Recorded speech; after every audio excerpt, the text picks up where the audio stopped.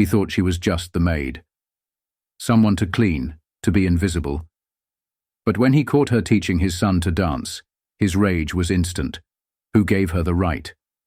He was about to fire her on the spot, but then he learned the shocking truth about her past. And in that moment, his entire world turned upside down. Elena Vasquez's fingers traced the edge of the gilt-framed mirror, catching dust that no one but her would ever notice. In the 9 months she'd worked at the Morgan estate, she'd mastered the art of invisibility. Move silently, eyes down, become part of the furniture. It was what Richard Morgan paid her for, to maintain perfection without being seen. The sprawling colonial mansion echoed with emptiness despite its opulence.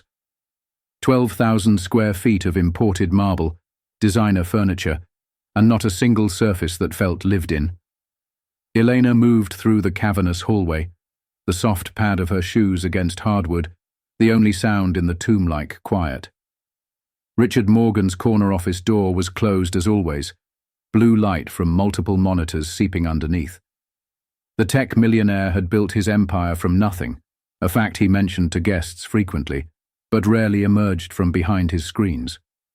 When he did acknowledge Eleanor, it was with the detached efficiency of someone addressing a particularly advanced kitchen appliance. A nod, a curt instruction, never her name. Eleanor paused at the sound of faint music drifting from the library. Marcus should be at his tutoring session, but instead, she found the 10-year-old boy huddled in the window seat, his thin shoulders hunched protectively around a tablet. His dark eyes, so like his mother's, darted up in alarm when the floorboard creaked beneath Elena's foot. "I'm sorry, Ms. Vasquez. I was just—" His finger frantically jabbed at the screen, but not before Elena caught the familiar rhythm and movements of dancers performing the Sun Cobra. "It's okay, Marcus," she said softly, setting down her cleaning supplies. The boy had spoken more words to her in that panicked moment than in the past month. Since his mother's death 3 years ago, Marcus had retreated further into himself.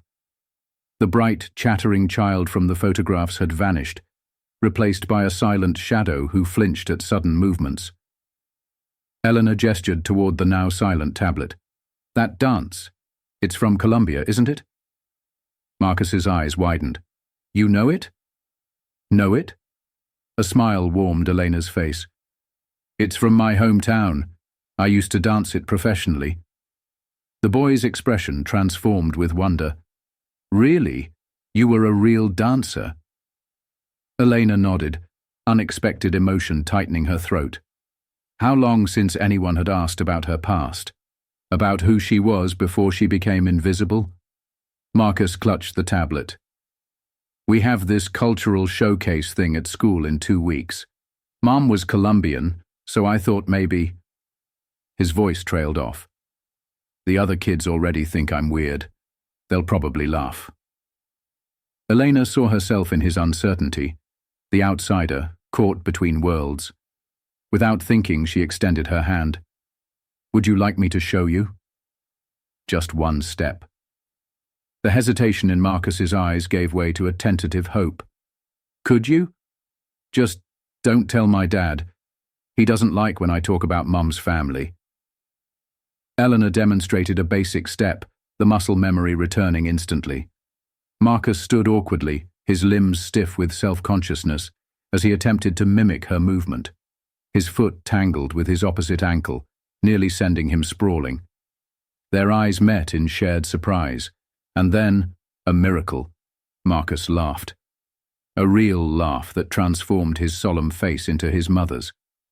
The heavy library door crashed open. Richard Morgan stood frozen in the doorway, his tailored suit as sharp as the rage that instantly contorted his features. His gaze locked on Elena's hands, still positioned to guide his son's movements. "What the hell do you think you're doing with my son?" The temperature in the room seemed to plummet with each precisely enunciated word.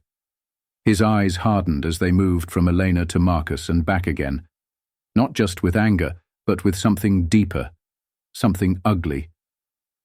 "Dad, Elena was just—" Marcus began, shrinking back. "Get your hands off my son, now." Each syllable dripped with cold fury and unmistakable disgust, as if Elena's mere touch had contaminated the boy. "You're the help. Nothing more. Marcus, go to your room, now." Richard's command left no room for argument. The boy cast one desperate glance at Elena before slipping past his father, shoulders hunched as if bracing for a blow. The moment the door closed behind Marcus, Richard advanced into the library. His calculated steps reminded Elena of a predator, each movement designed to intimidate. "I didn't hire you to teach my son your dances." He spat the last word as if it tasted foul. "Your job is to clean this house, not influence my child with ideas that aren't appropriate for someone of his background and future." Elena's hands clasped tightly at her waist, knuckles whitening. "I apologize, Mr. Morgan. Marcus was interested in his mother's—" "Don't." Richard cut her off, his voice dropping dangerously. "You don't get to invoke my wife. You don't know anything about our family." "Of course, sir." Eleanor kept her voice neutral, despite the humiliation burning her cheeks. "You people always think you can insert yourselves where you don't belong." Richard straightened his already impeccable tie. "Just because we let you into our homes doesn't mean you belong in our lives. You people." Two words that instantly stripped away her individuality, her education, her history. Two words that reduced her to a stereotype in his mind. "It won't happen again," Elena managed, the professional mask she'd perfected over years slipping back into place, despite the tremor in her hands. "See that it doesn't. I'm not running a charity here. There are 50 other women who would take your job in a heartbeat." He glanced pointedly at her cleaning supplies. "I believe you have work to do." That night, Elena found a folded piece of paper slipped beneath her door in the small servants' quarters at the edge of the property. Marcus's handwriting was careful, each letter formed with deliberate precision. "Please don't stop teaching me. I need to do this for Mom. I'm sorry about Dad. He gets angry when I talk about her." Eleanor pressed the note to her chest, torn between compassion for the boy and self-preservation. She couldn't afford to lose this job, not with her mother's medical bills and her own precarious immigration status. The following days unfolded under Richard's heightened scrutiny. He appeared unexpectedly during her cleaning routine, finding fault with previously acceptable work. The baseboards weren't thoroughly dusted. The silver wasn't polished to his standards. Each criticism delivered with the same cold contempt.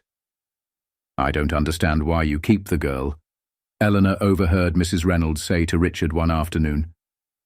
The elderly housekeeper had served the previous owners of the mansion for decades before the Morgans purchased it. "She clearly doesn't understand how things are done in a proper household." "She's cheap," Richard replied dismissively, and until today she knew her place. Later, Mrs. Reynolds found Elena in the laundry room, methodically folding sheets with hospital corners. "Don't take it personally, dear," the older woman said, her papery hands sorting through table linens. "When I started here 40 years ago, I wasn't even allowed to use the front door. Had to come through the service entrance, even in snowstorms." She shook her head. "Mr. Morgan wasn't raised to see people like us as equals. His type never are." On Wednesday, Elena glimpsed Marcus being driven away in the family's sleek black SUV, his expression resigned. That evening, he returned looking defeated. "Dad hired Mr. Peters from the Academy of Dance," he whispered when he encountered Elena in the hallway.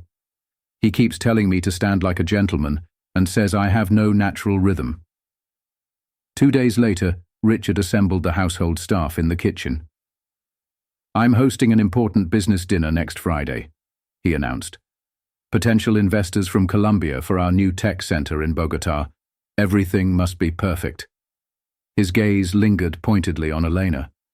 "I expect everyone to perform their duties flawlessly." As Eleanor arranged fresh flowers in the dining room the next day, Richard's voice carried from his office, where the door stood slightly ajar. "Yes, I understand we need to humor them," he was saying into his phone. "But you know how these Latin American businessmen operate. Everything on island time. I just hope they understand the concept of showing up when scheduled." He laughed at his own joke. "Their technical capabilities look good on paper, but between you and me, I have serious doubts about their ability to deliver to our standards." Elena's fingers tightened around the stem of a lily, a thorn pricking her skin. The night before Richard's important dinner, Elena found Marcus huddled in the window seat of his bedroom, tears streaming silently down his face. "The showcase is in 3 days," he whispered. "Mr. Peters says I should just read a poem instead. But Mum always said dancing tells the stories words can't." Elena knelt beside him, her resolve crumbling at the sight of his pain. "One more lesson," she whispered back. "Tomorrow afternoon when your father is at his meeting. But then we have to stop, Marcus. I can't—" "I know." The boy nodded, hope flickering in his eyes. "You need this job. But just once more. Please. I have to do this for her." The living room had the best hardwood floor in the house, smooth, expansive, perfect for dancing. Elena had pushed back the furniture to create a makeshift studio, while Marcus practiced the basic 3-step pattern of the sun cobra. His movements were still hesitant, but more fluid than before, his face scrunched in concentration rather than anxiety. "Remember to feel the music, not just count the steps," Eleanor encouraged, demonstrating the fluid hip motion that characterized the dance. "Your mother always said dancing comes from here." She touched her heart. "Not from here." She tapped her temple. Marcus's eyes widened. "You really knew things about my mom that I don't." "Again, from the beginning," Eleanor said gently. 1, 2, 3. The front door slammed with such force that the crystal chandelier trembled overhead. Richard Morgan stood in the entryway, his briefcase sliding from his fingers to the marble floor with a thud. His meeting had ended early, catastrophically early. "What the hell is this?" His voice was deadly quiet, more terrifying than a shout. Marcus froze mid-step, the color draining from his face. "Dad, I asked her to get upstairs now." "No!" Marcus's defiance shocked everyone in the room, including himself. "You can't keep making Mom disappear." Richard flinched as if struck. "This has nothing to do with your mother." "It has everything to do with her." Marcus's voice cracked with emotion. "Elena is teaching me the sun cobra, the dance Mom loved, for the cultural showcase, because I want to remember her, even if you want to forget."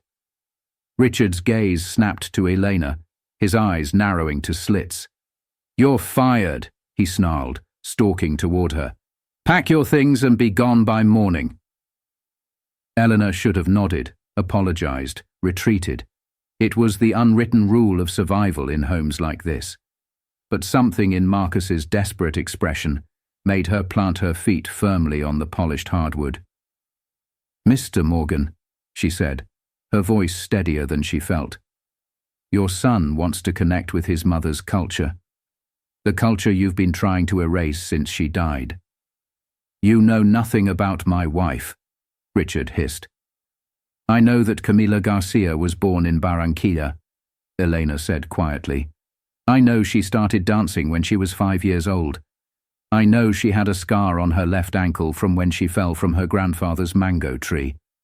And I know she had a laugh that made everyone around her smile." Richard staggered back as if she'd physically struck him. "How could you possibly—" "Because I danced with her," Eleanor said. Her hand slipped into her pocket, withdrawing a worn photograph protected in a plastic sleeve. "For 6 years we were in the same company." Marcus moved closer, transfixed by the photograph Eleanor held out. 2 young women in elaborate traditional costumes, arms around each other's waists, faces alight with joy. One was unmistakably Eleanor, perhaps 10 years younger. The other, "Mum," Marcus whispered, touching the image reverently. Richard snatched the photo, his hands trembling. "This is impossible. This is—" He stared at the image of his late wife, younger than he'd ever known her, radiant in a costume he'd never seen. "Camila was my best friend." Elena's voice softened with memory. "She was the star of our company, destined for international stages. Then she met you during your business trip to Colombia, and she chose love over dance." A sad smile touched her lips. "I didn't understand her choice then." "You're the Elena?" Richard's voice had lost its commanding edge. "The one she called when she was in labor with Marcus because I was stuck in Tokyo." Elena nodded. "After the accident, after I could no longer dance professionally, I lost everything. My career, my visa sponsorship. Camila always said there would be a place for me here." "But she died 3 years ago," Richard said, the accusation hollow. "Why now?" "It took me that long to finally reach out," Eleanor admitted. "I needed the work, yes, but I also came because of a promise."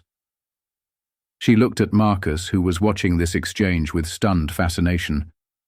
"Camila made me swear that if anything happened to her, I would make sure Marcus knew where he came from, who he is." Richard sank onto the edge of the sofa, still clutching the photograph.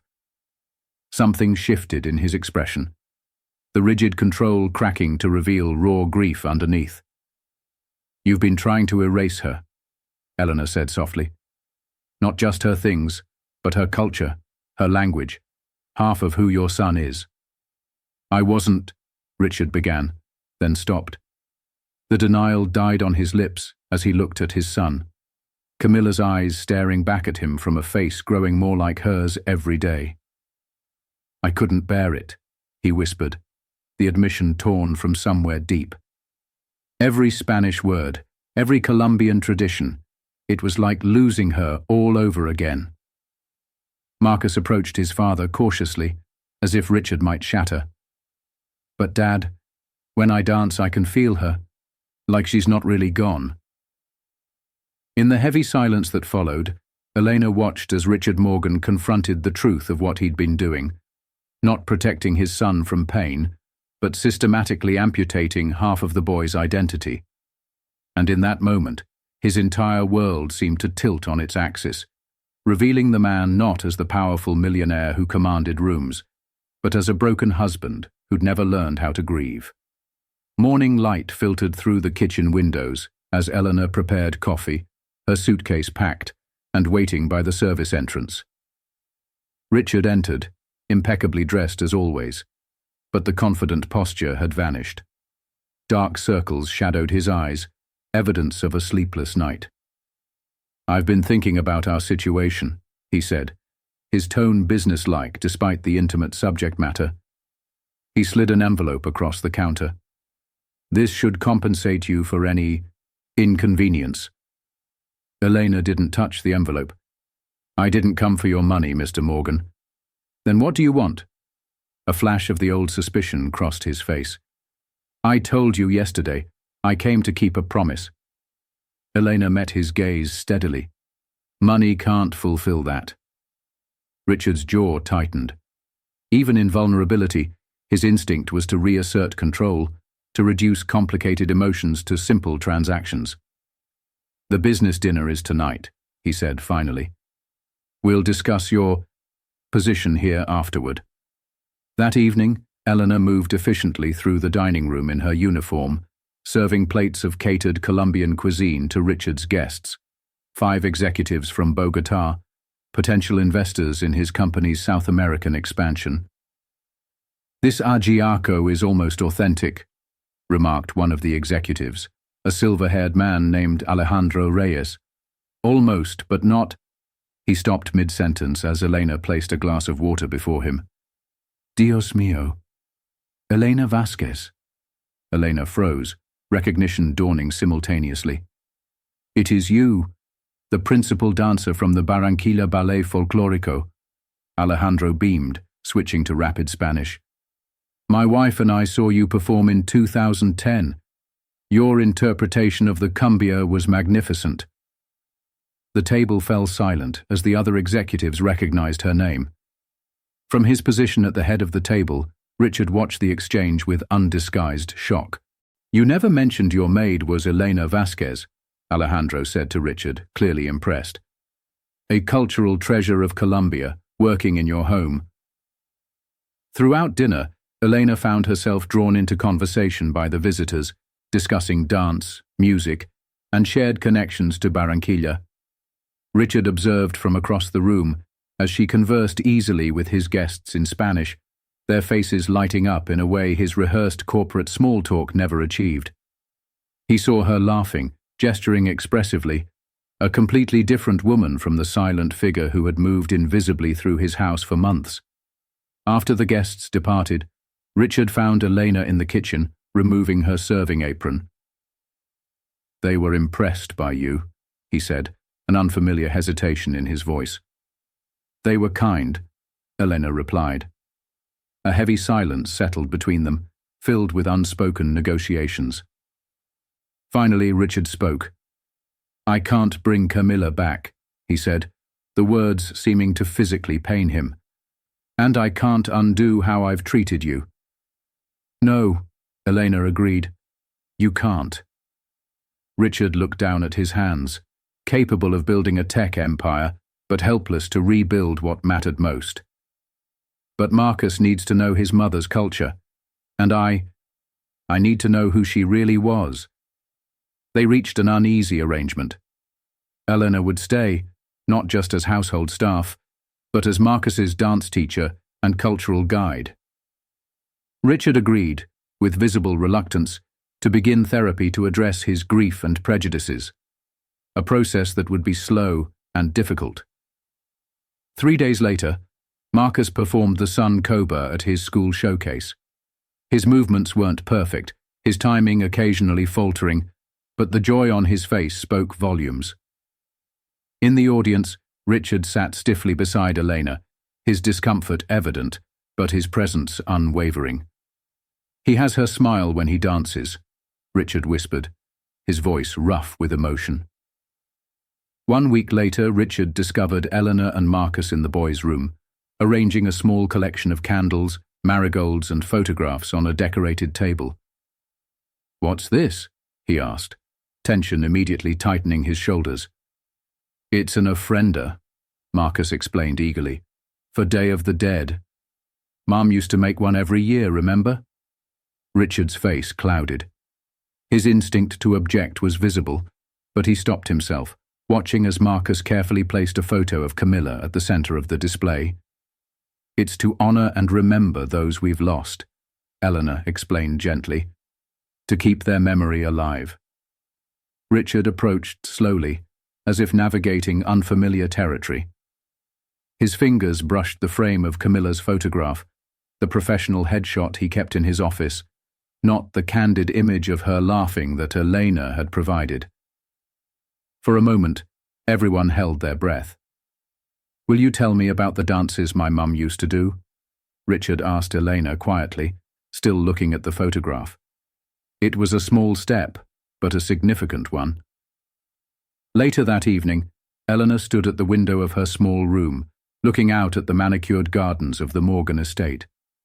Her reflection stared back, no longer invisible, but not yet fully seen. She thought of Camila, of promises kept and journeys just beginning. "We carry our history in our bodies," she whispered to the unseen audience beyond the glass. "In the way we move through the world. Some try to erase it, others fight to preserve it. But the dance goes on, generation after generation." Her gaze shifted to the main house, where light still burned in Richard's office window. "The question is, whose steps will you choose to follow?